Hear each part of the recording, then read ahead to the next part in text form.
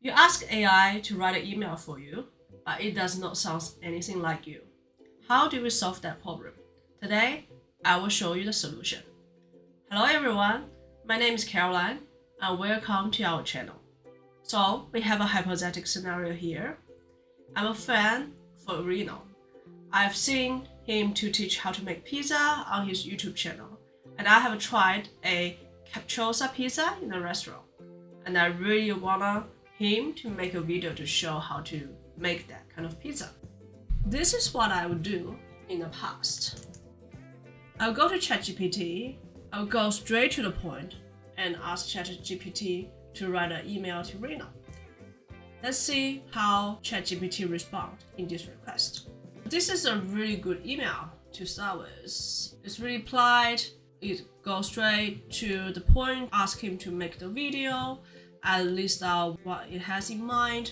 However, it is not my writing style and it does not provide the context that I am following his YouTube channel and I want to learn from him of how to make pizza.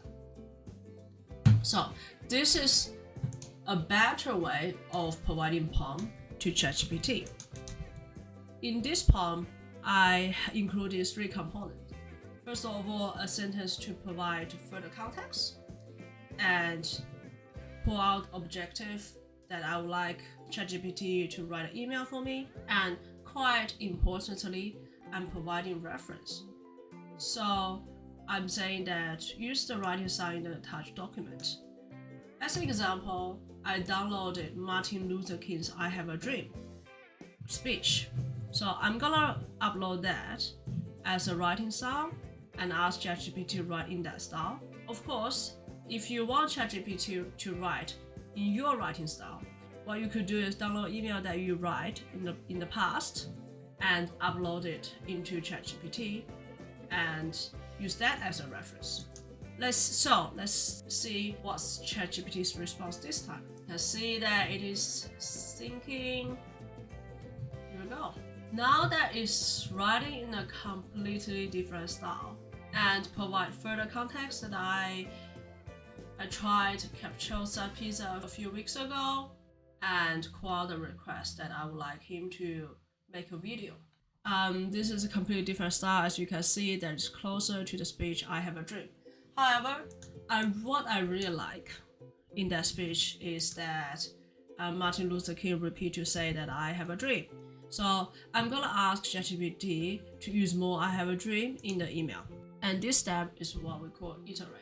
If there's anything that you don't like in the email, you can go back and provide further requests. Now, let's see how ChatGPT responds now. Here we go. So now this is the second version that ChatGPT come up with. I have a dream of capriciosa in every home kitchen. Dear Reno, I have a dream that one day every home oven will blaze with the promise of golden crisp capriciosa. Oh, I really like it. So the email now have more of the sentence I have a dream that I really like. The prompt structure that we use today is context, objective, reference, and iterate.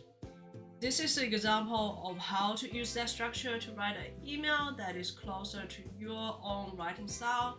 If you want to use that same structure to produce other documents, you can completely do that too. Most of the time, that ChatGPT is not going to produce exactly what you want.